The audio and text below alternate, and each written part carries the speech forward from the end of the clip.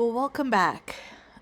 Today we are going to take a little bit of time and talk about the rules of composition, specifically in photography.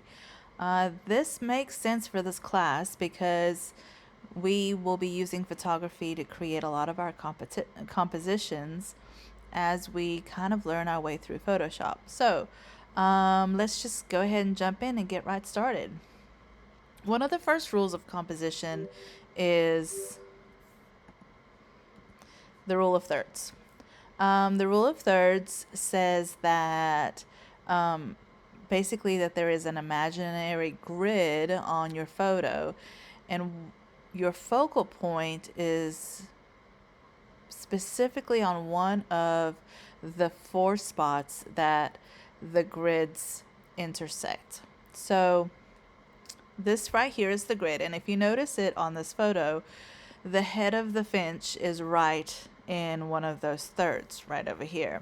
And then that becomes kind of the focal point. So the idea is to use any of these to create kind of a dynamic composition to where your eye can kind of move around the picture. This really kind of creates something really aesthetically pleasing. So the rule of thirds is a great one to use. A lot of times you'll find that it's actually already built into your camera, just because it's something that is so often used in photography. And you can kind of see this, some phones already have it kind of built in. If we looked at this one, if we created that imaginary line, there'd be like a line right there maybe, and a line right here. This would fall on the focal line point, and so would this.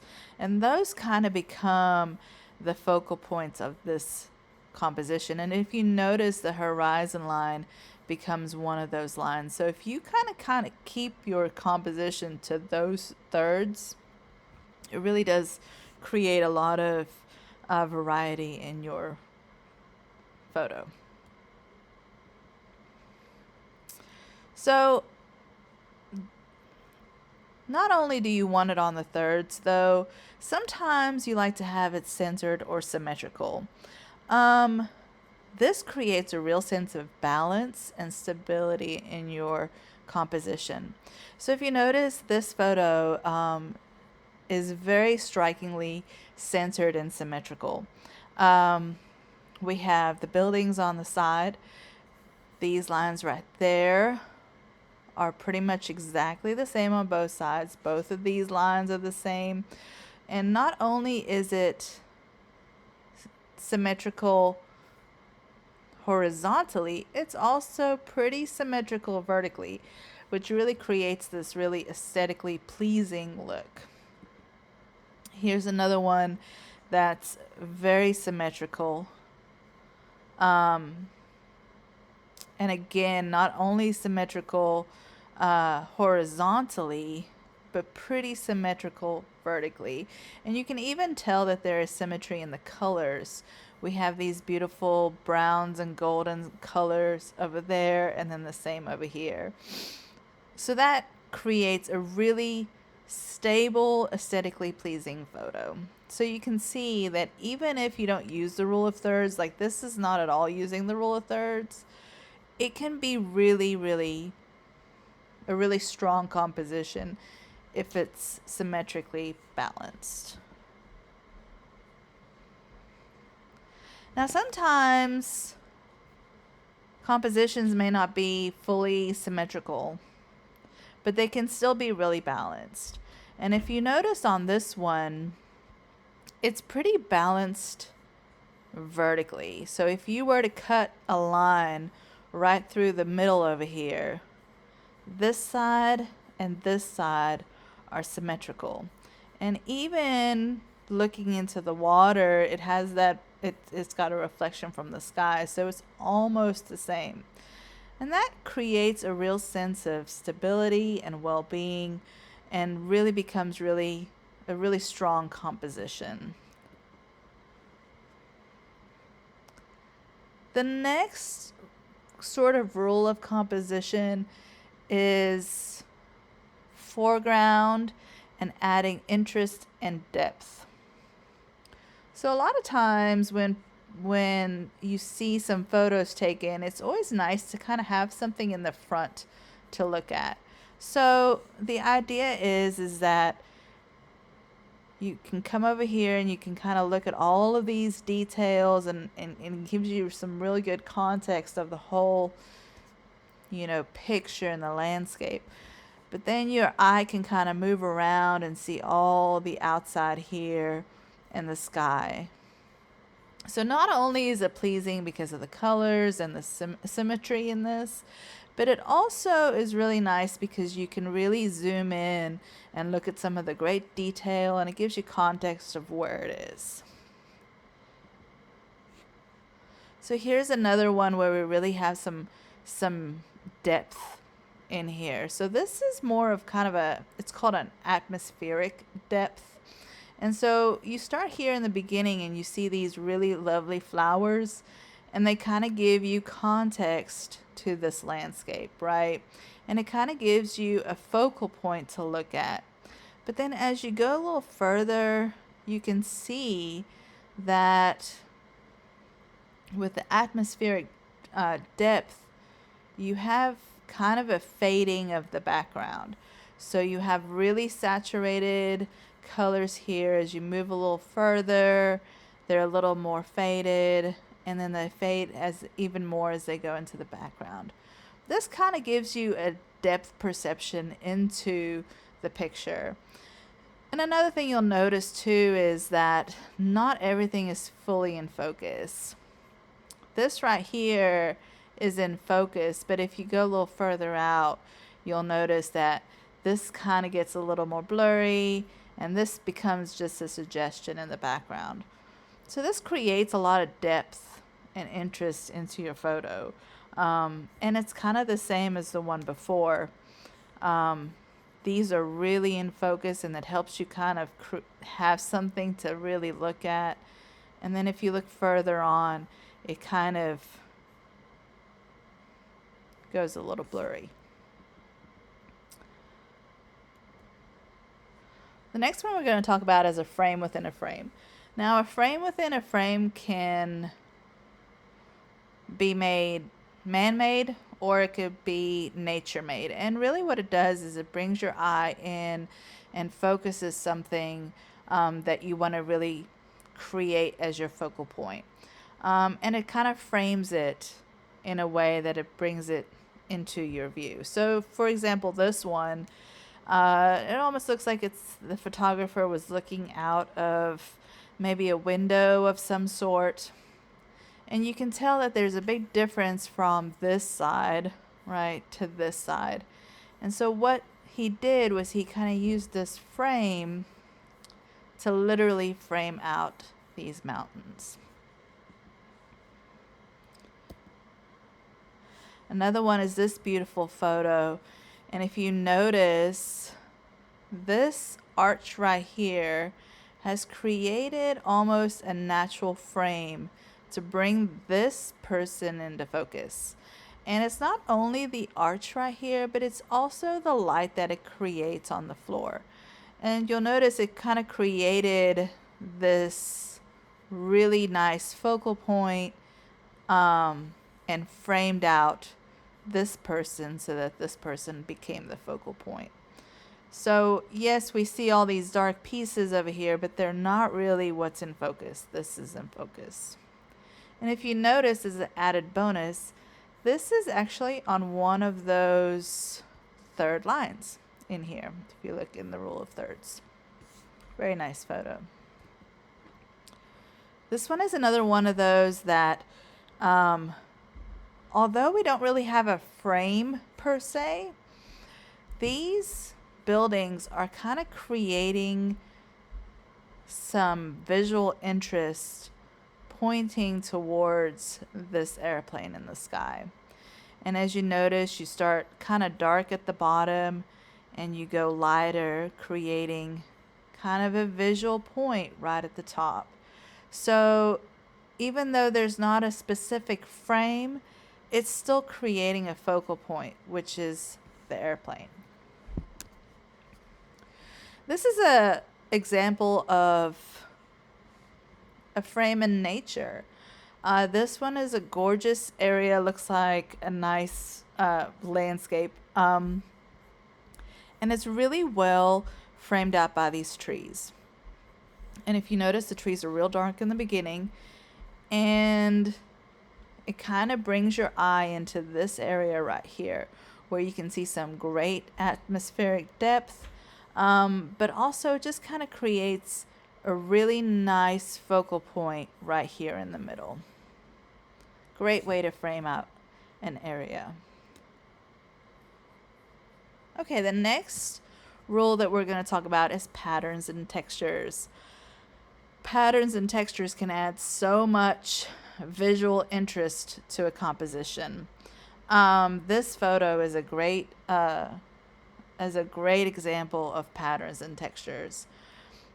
First, you see all of these round circles, which create such a visually appealing pattern. You know, as humans, we automatically search for patterns in nature.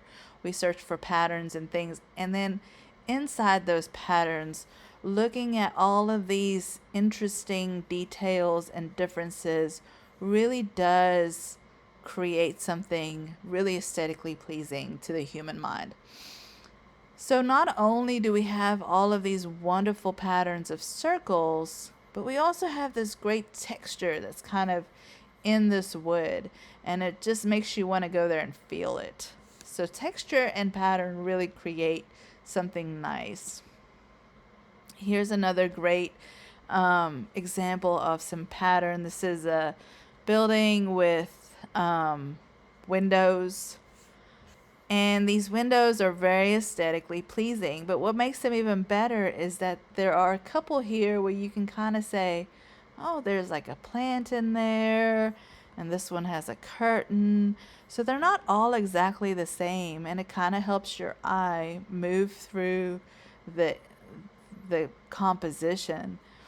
But all of these little boxes create this repeating pattern that you just want to look at. And here's some beautiful texture. Texture really helps you be able to almost feel your composition, and it can create a lot of visual interest.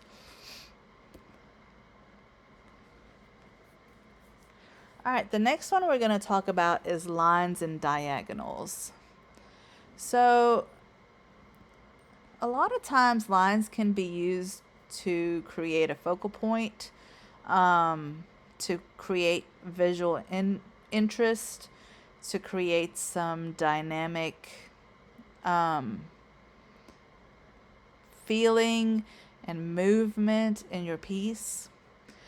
This one right here, these wonderful, looks like poppies, are doing a great job of creating this line that goes straight to this windmill. And so it helps your eye move through the photo and be able to look right at where the focal point is. This one is another great example of lines. So not only do we have all of these lines that are moving through the side over here, we also have this amazing line right here that creates a visual reference right down to our focal point, our subject.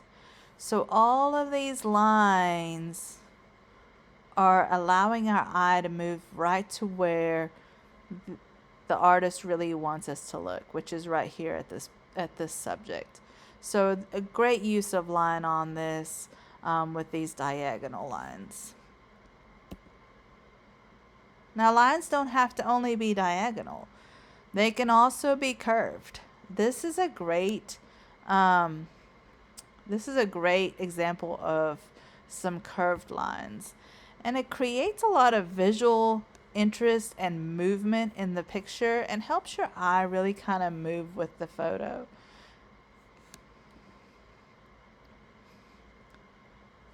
Here's a great example of some diagonal lines.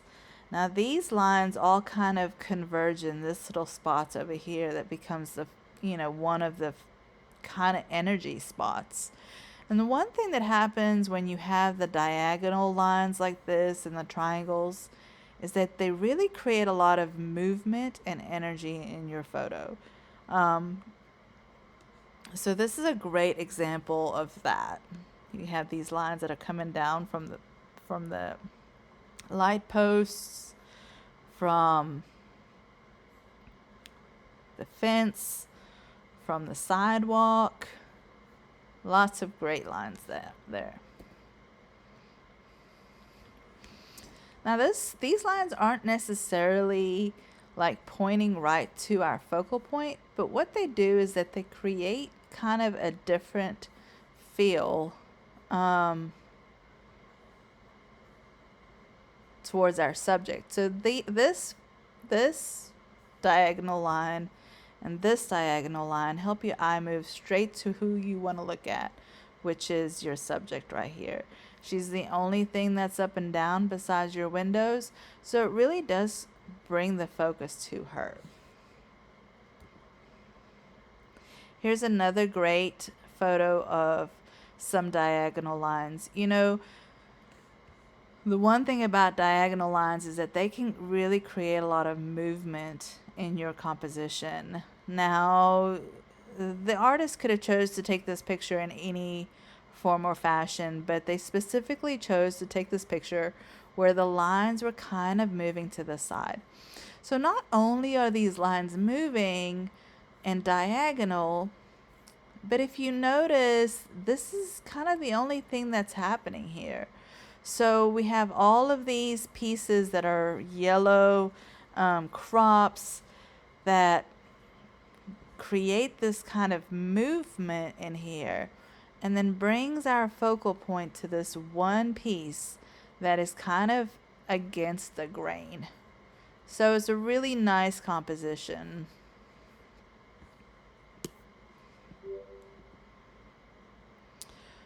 Okay, the rule of odds. So there is a school of thought, a pretty good idea that having an odd number of things in your composition helps your eye kind of move around and makes a more dynamic composition. So 3, 5, normally 3. So in this photo here, we have 3 horses. If we had 2, that would be fine, but adding the third horse kind of creates this movement around the photo, so we're not just staying in one area. Here's another one with the rule of thirds. Again, it's not just 2, but it's 3, so it creates this kind of dynamic variety in your composition. Now in this one, looking at it the other way, we have 2. We have 2 men, and they're talking and they're having conversation. And what your eye naturally does is it moves between the 2. So it moves here, here, here, here. And it kind of keeps you right here in the middle. And that's why really a third one is better, because then it kind of creates kind of a movement in and out of the photo so that you can really see all the pieces and not just get stuck right in the middle.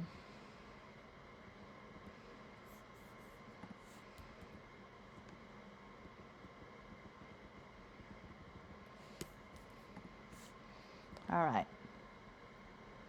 The next one is fill the frame. I fully love this one because it really does help bring the focus to the subject. So filling the frame basically means that you are zooming all the way in and you're looking at the whole thing.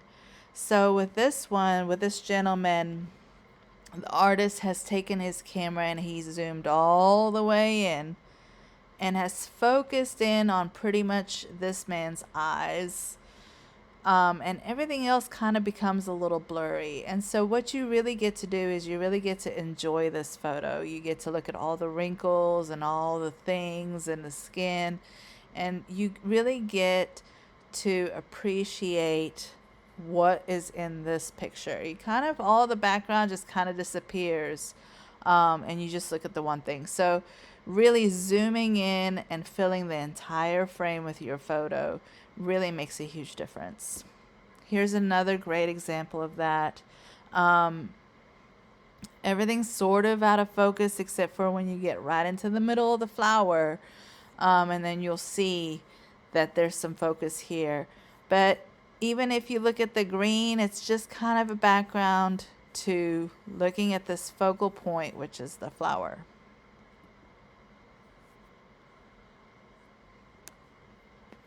Negative space is another great rule to follow. It's just kind of allowing extra space to create a focal point. So for example, this artist used a lot of this negative space here to focus on the little boy and his dog. Now you could have all sorts of busyness over here, but you would lose that focus. Same thing here.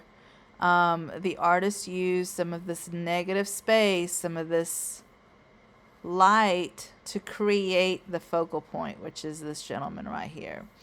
You have a really good negative space over here and over here, and it really does highlight this person. Negative space is also another way that your eye can kind of rest in the picture. So it gives your eye something to kind of take a break from all of the things that are happening here. So negative space is really nice. Here's another great example of negative space.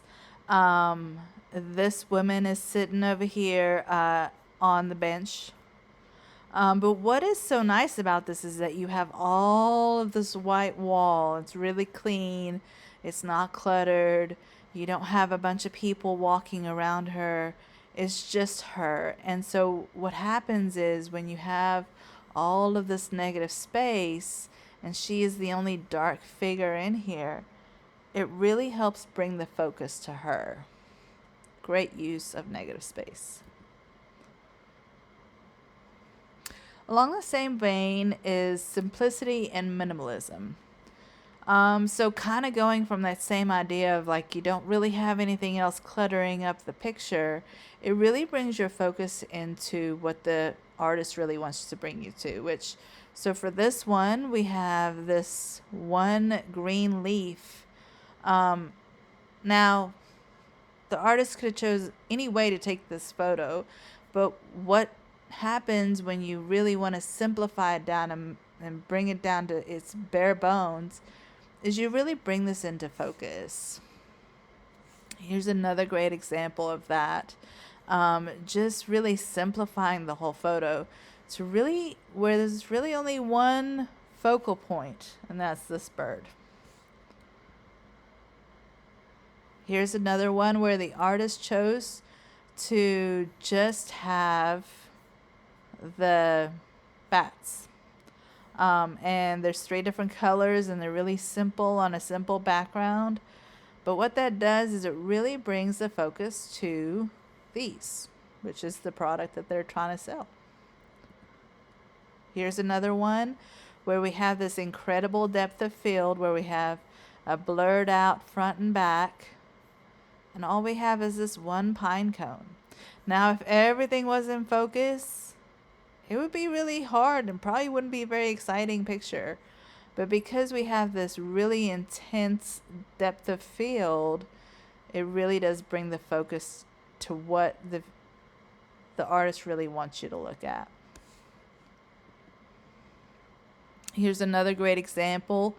Now, this isn't necessarily that there's less in the picture, but if you notice, this flower bud is pink versus this really dark green in the background. And what that does is it really brings focus to the lightest part of your composition, which is this flower.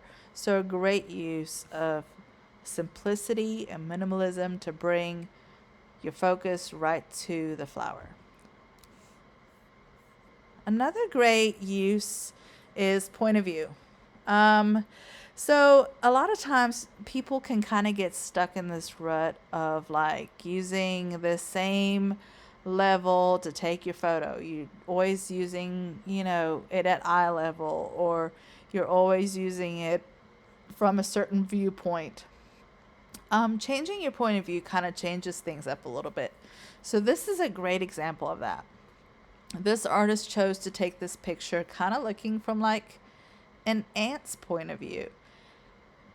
And it creates this really dynamic photo that is very interesting to look at. Here's another one of a subway. Another great version. It is not a way that somebody would normally look. And so looking from this point of view, it creates a lot of visual interest. This one's fun. It's from a drone photographer. These have been happening a lot lately, but what this does is look at this wonderful visual interest and texture and color that happens through this photo that not very many people would normally see. This kind of aerial look. It's an amazing photo.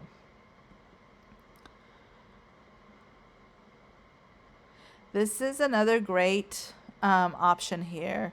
This artist has chosen to kind of twist his camera and choose a different way of looking at the world. He turned his picture upside down to where the reflection almost becomes the subject. This is another great way of just changing the perspective so you're not kind of looking at the same thing all the time. It's a great way of creating a lot of visual interest in your photos. Color can be another great advantage to your photos. So a lot of times you could look at monochromatic, which is just the one color. Analogous is kind of the range right around the color, or complementary. And using kind of these color schemes really makes your composition just pop and just stick out. Here's a great example using color in this photo. We have the complementary colors of the red and the green. It's a great way to make a really visually appealing photo. Here we go again. This is using the triad red, yellow, and blue.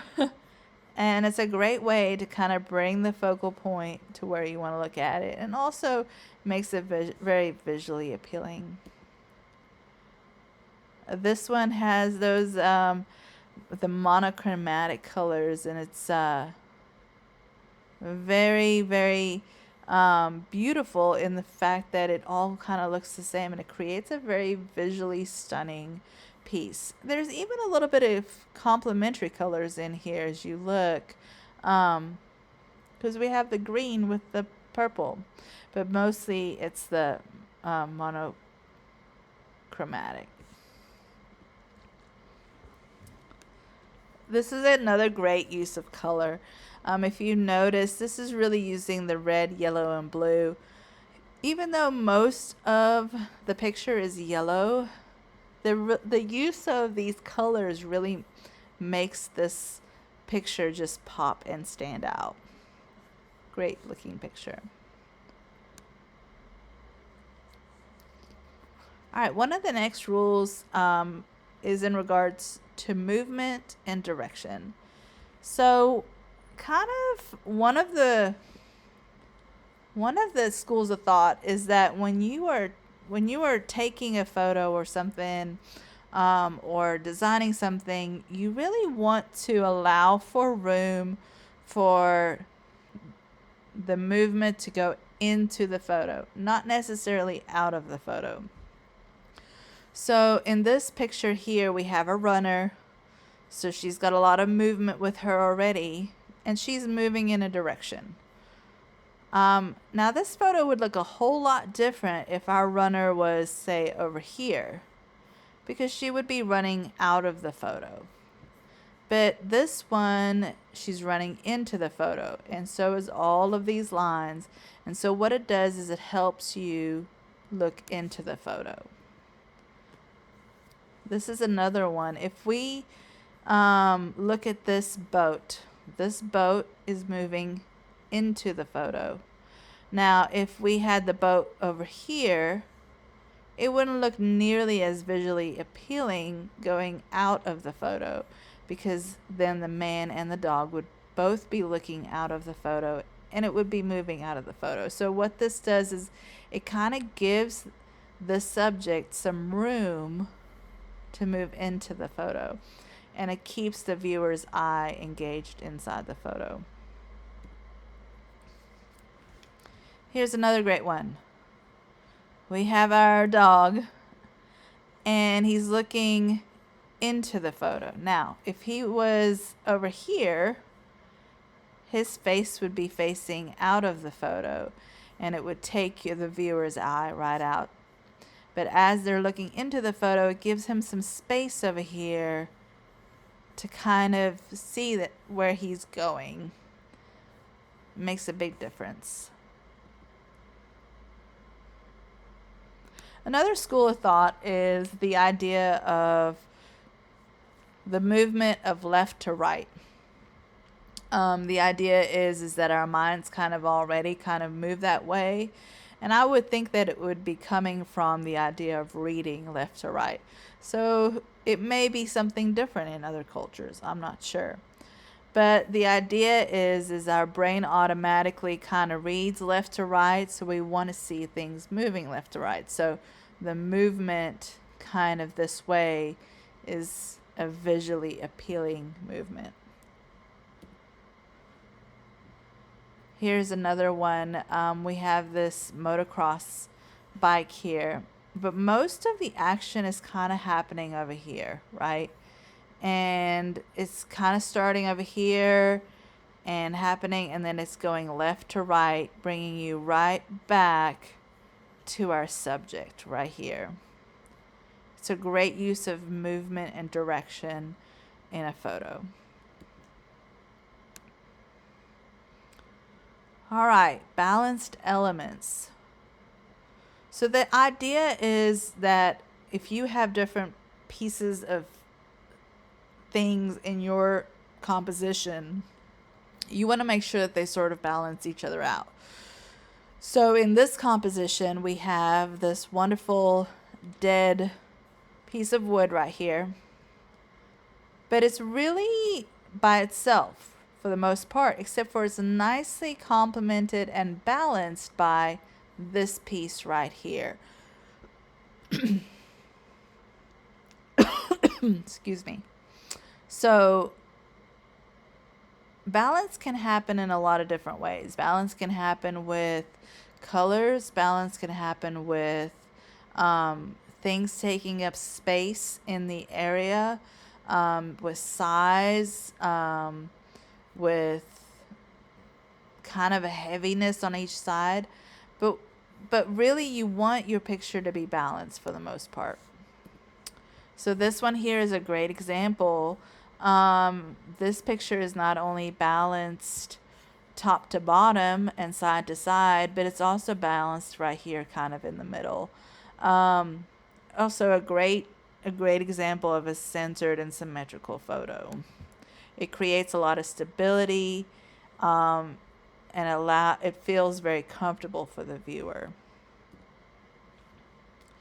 This is called radial symmetry, and this is a radial balance, and this creates the same kind of feeling. Everything is really balanced and really neat and symmetrical.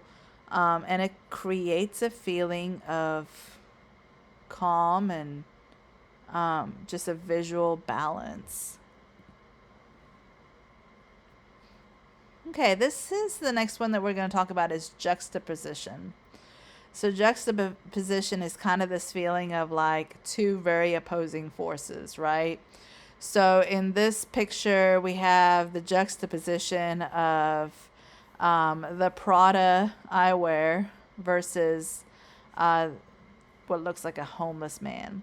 So the idea is just to create these very opposing forces that can create a lot of dynamic interest in your photo or composition.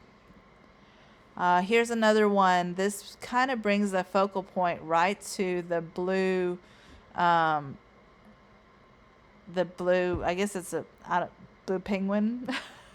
So you have all of these little birds right here that are all brown, and then you have this beautiful blue. And what it does is it creates a focal point right to what you really want to look at. This is kind of a humorous juxtaposition. We have this huge dog right here and these little people right over here. So it creates this really dynamic change and creates a lot of visual interest and focus to your subject. Okay, so I think this is one of the last things that we're going to talk about is the golden triangle. So the golden triangle is kind of sort of similar to the rule of thirds. Basically, the idea is that it's broken into triangles instead. And if you really notice, a lot of these little points will end up on those thirds corners. But the idea is that if you look at this, you have these diagonal lines which bring you from one focal point to another in your picture. This is kind of this is loosely based, or this is pretty much based on the spiral, and you'll notice that this happens a lot in nature. Spirals create a lot of interest and just really kind of brings you in and brings you into your focus. So the idea of the spiral kind of comes to this point where it's bringing your eye all the way around and then ending kind of in this end of the spiral. It doesn't always have to be perfect, but the idea is that your eye is moving around and bringing it into a focal point. And if you notice, it happens a lot to be like right on that third line. Here's another great idea or example of that. Although they don't perfectly match, it's the idea of that golden ratio right here that'll bring you right into your focal point.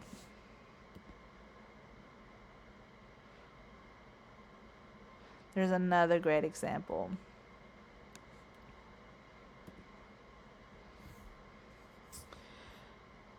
Your eye kind of moves with the spiral and goes all the way in right into the focal point right there. Well, that's a good summary of a lot of the rules that kind of help a photo really be strong and have a great composition. So before you finish out the day, make sure you take the quiz at the end. It's going to be, if you've listened through this, it should be pretty easy for you.